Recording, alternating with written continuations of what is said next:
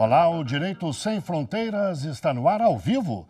Hoje vamos falar das graves acusações enfrentadas pelo ex-presidente dos Estados Unidos, Donald Trump. Buscas feitas pelo FBI e, claro, autorizadas pela Justiça, encontraram na casa de Trump, na Flórida, uma série de documentos que não poderiam estar com ele depois de sair da presidência. As consequências são jurídicas e políticas. O FBI encontrou na casa de Donald Trump 11 conjuntos de documentos confidenciais. 3 eram secretos, 4 ultra secretos. Por causa disso, o ex-presidente está sob investigação criminal por possíveis violações da lei de espionagem, além de obstrução da justiça e destruição de registros do governo federal. Uma condenação por violar a lei de espionagem já seria pesada, pena máxima de 10 anos de prisão. E no caso de obstrução da justiça, 20 anos. Já a destruição de registros do governo pode resultar na proibição do condenado exercer cargos eletivos no futuro. Trump afirma que, antes de deixar a presidência dos Estados Unidos, ele tirou o sigilo de todos os documentos, portanto, não haveria crime. O pedido de busca foi feito pelo Departamento de Justiça, o equivalente ao Ministério da Justiça no Brasil. O FBI procurava, principalmente, documentos ligados a armas nucleares. E para falar deste assunto, vamos conversar ao vivo e online com Aninho Irachandi, professor de Ciência Política da Universidade de Brasília, e também com Caio Graco Pinheiro Dias, professor do Departamento de Direito Público da USP, campus Ribeirão Preto. Muito obrigado aos dois pela participação aqui no Direito Sem Fronteiras. Eu começo com uma pergunta para o professor Caio Graco. Professor, como é que funciona essa classificação de documentos secretos, ultrasecretos nos Estados Unidos? Essa é uma classificação que variou historicamente, né? Desde os anos 40, que se tem uma classificação de documentos secretos do governo americano, mas atualmente esses documentos eles são classificados em 3 categorias. Você tem os documentos que são considerados confidenciais, os documentos secretos e os documentos ultra secretos ou top secret, né?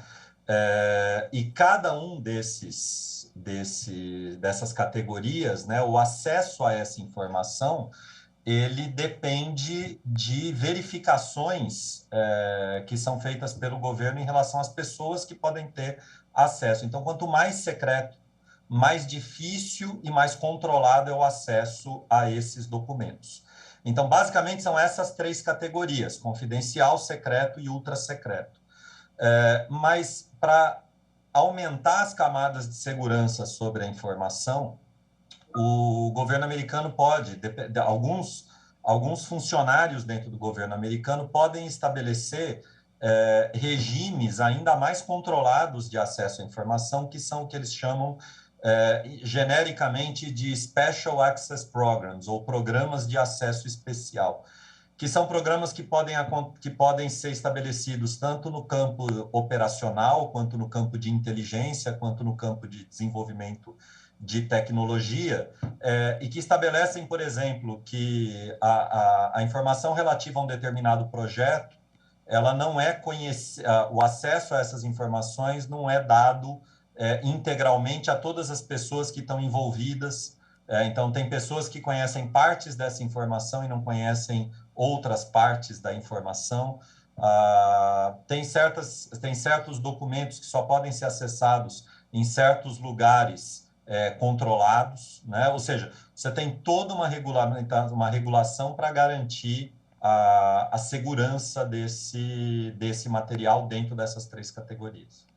Professor Aninho, o ex-presidente Trump alega que ele retirou o sigilo desses documentos todos que foram encontrados na casa dele antes de deixar a presidência, ainda lá em 2020. Isso atenuaria a situação? Por que ele não pode, afinal, tirar um documento da Casa Branca ou de qualquer instalação do governo e levar para casa? Pode parecer óbvia a pergunta, talvez, mas por que não? Isso obviamente que em todos os estados modernos democráticos e todos os Estados mais organizados, existe uma diferenciação muito clara entre o que é público, o que é privado e aquilo que ao Estado pertence e o Estado é que tem que guardar, né? E eu acho que o presidente já no seu mandato ele demonstrou em várias ocasiões uma confusão entre esses níveis.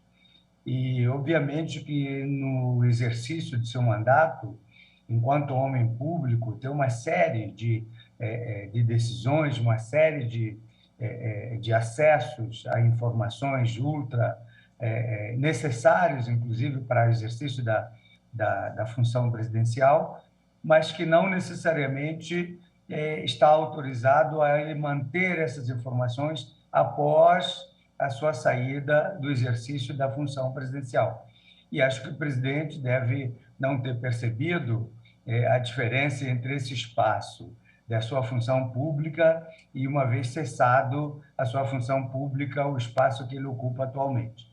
E imagino que os documentos que ele tem acesso enquanto presidente, é claro que uma série deles, o conhecimento ele retém, ele pode, inclusive, ter cópia de parte desses documentos que não forem necessariamente ultra secretos, mas os documentos que ele tem acesso, secretos e ultra secretos, ao Estado pertencem. E, por conseguinte, ele precisa deixá-los à altura que ele também deixa o cargo. Professor Caio, caso a justiça estadunidense, ao final, considere que o ex-presidente é culpado por ter a posse ilegal desses documentos, que tipo de sanções ele poderia sofrer? Aí varia muito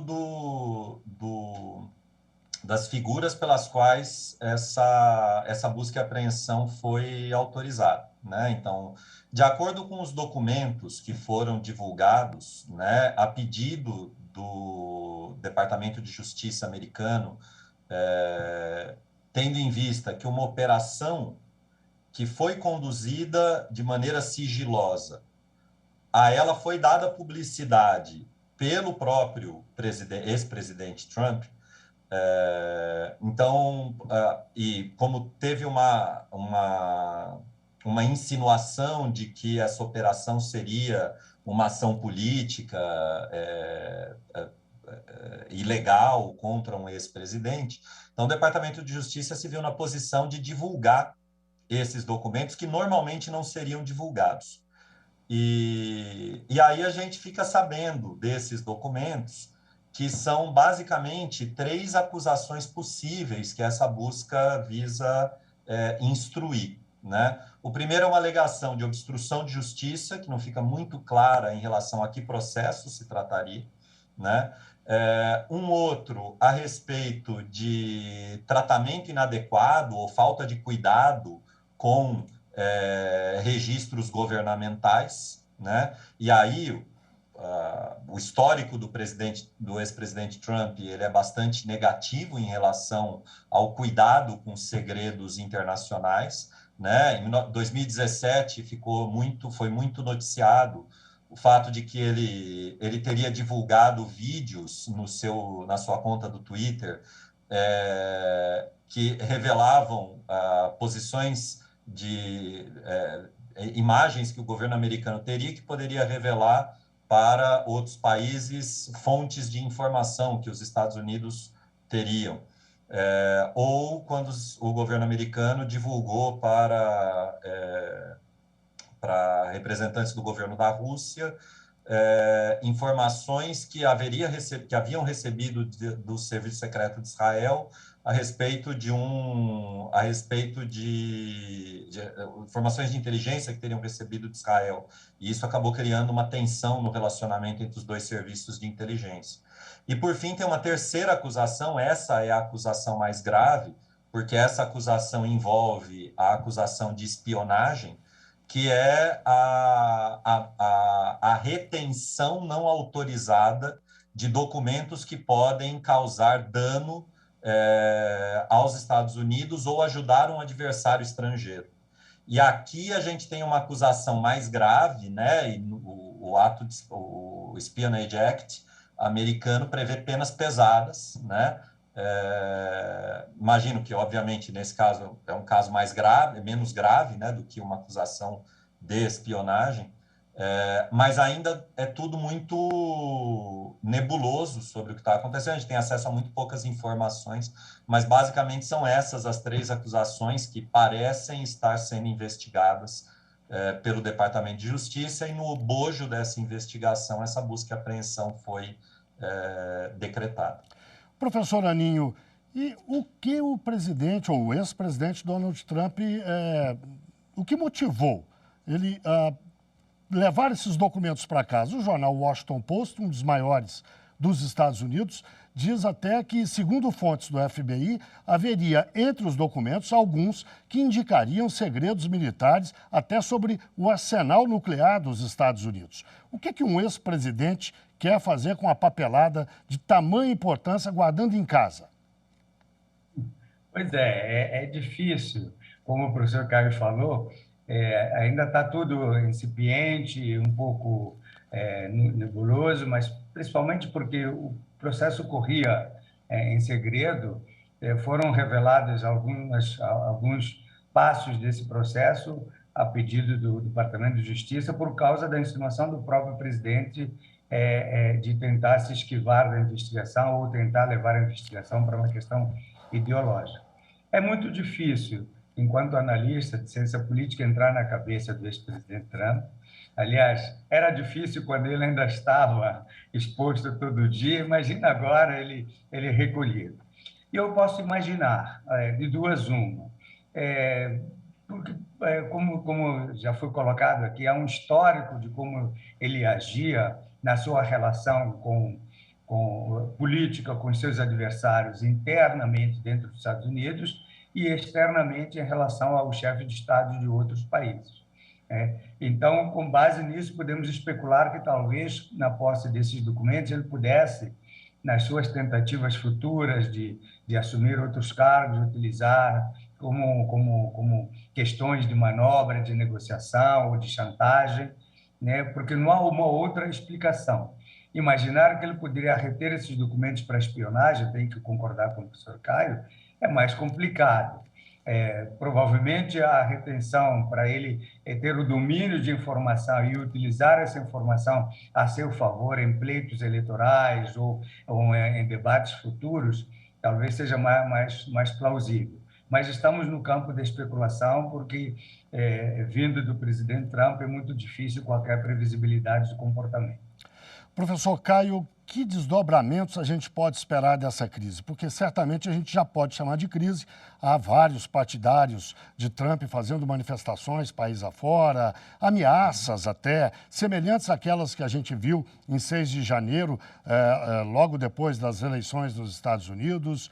Enfim, que desdobramentos pode se prever de tudo isso? Mas eu vou pedir que o senhor responda logo depois do intervalo. O Direito Sem Fronteiras, portanto, faz uma breve pausa e volta já já.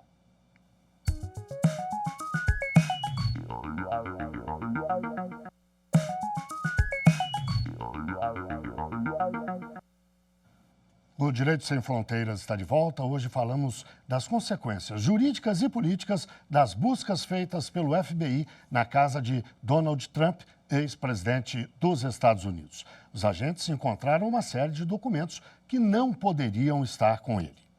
Os nossos convidados para debater o assunto são Aninho Irachandi, professor de Ciência Política da Universidade de Brasília, e também Caio Graco Pinheiro Dias, professor do Departamento de Direito Público da USP, campus Ribeirão Preto. No bloco anterior, professor Caio, eu deixei uma pergunta no ar para que o senhor respondesse agora.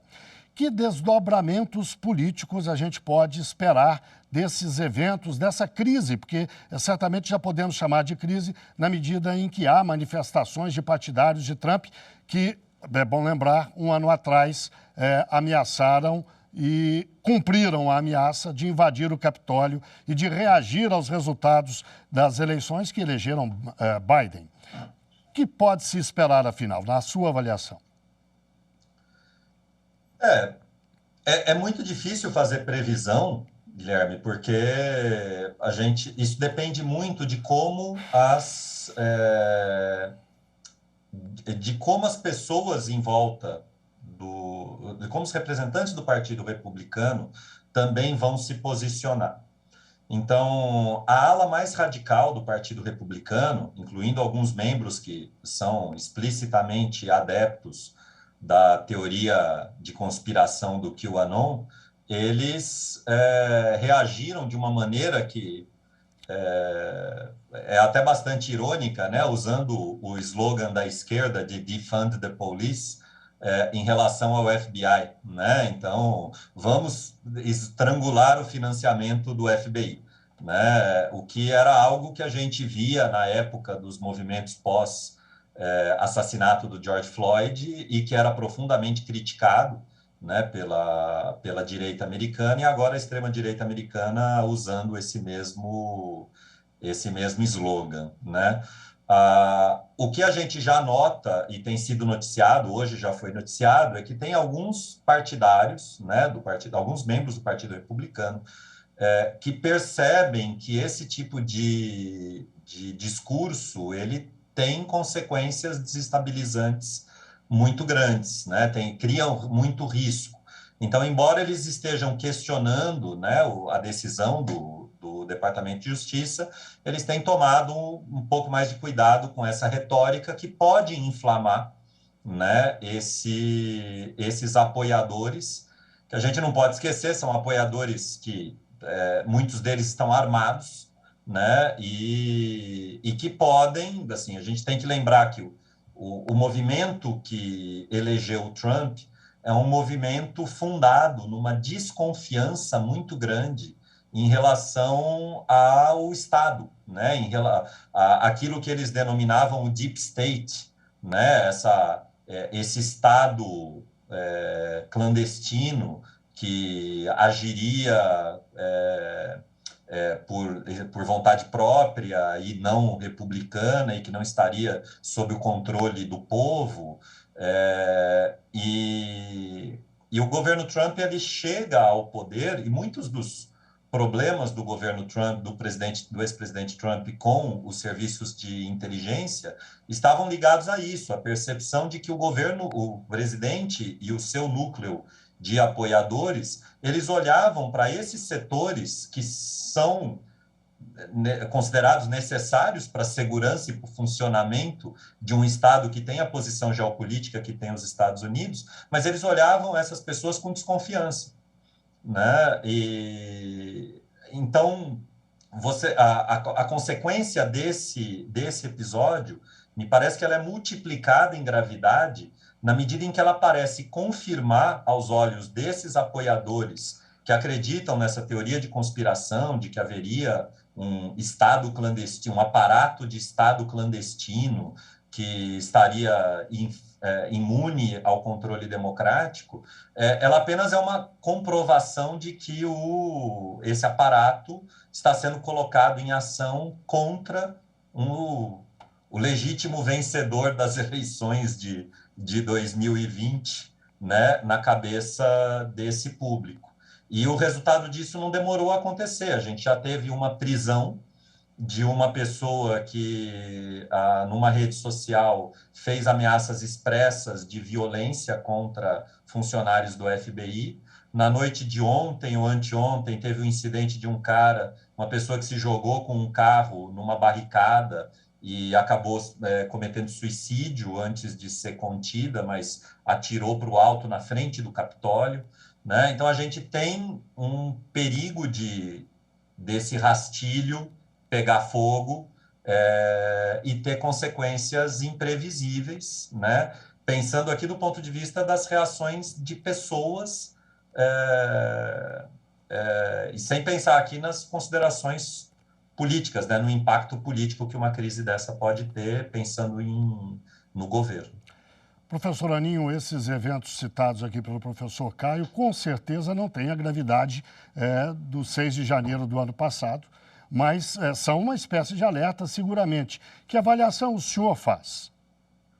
É verdade. Já mostram que essa investigação até poderia, de alguma forma, ser esperada diante de todo o processo que o Trump está sofrendo, mas talvez não com essa velocidade, não com a gravidade que parece que tem, mostram que se recoloca o Trump no debate político, aquele que parecia que se afastava aos poucos, recoloca ele, talvez não pela melhor forma, mas recoloca o ex-presidente no debate político e, sobretudo, reacende essa facção, esse grupo mais radical, que pode tomar as ruas, mas, por outro lado, também pode alimentar, né, todo o discurso, né, que o presidente se apoiou durante o tempo todo que esteve na presidência e na saída. Agora, pode ter outras repercussões também. Por exemplo, a abertura de novos processos contra o próprio presidente, né?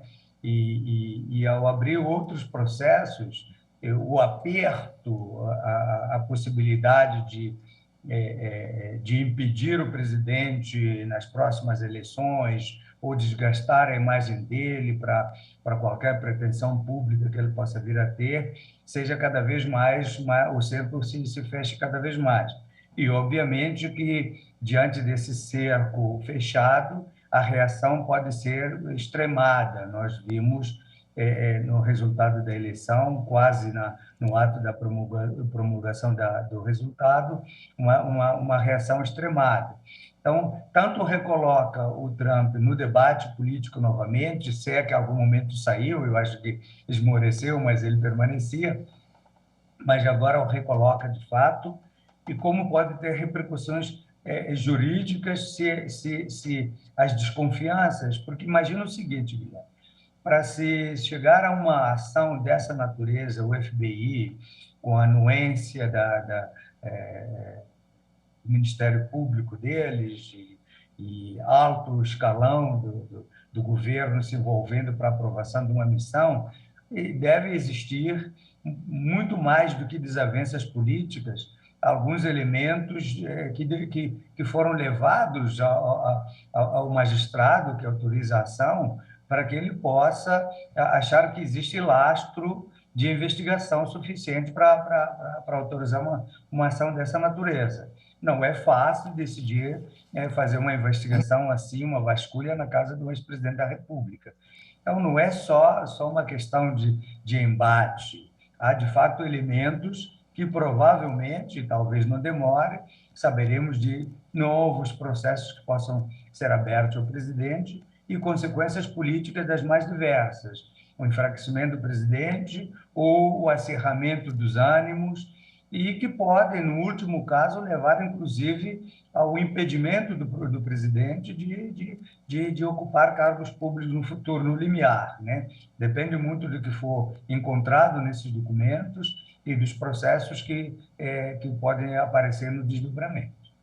Uma última pergunta que eu faço aos dois, começo pelo professor Caio. Eu pediria uma resposta breve, porque estamos nos aproximando do fim do programa.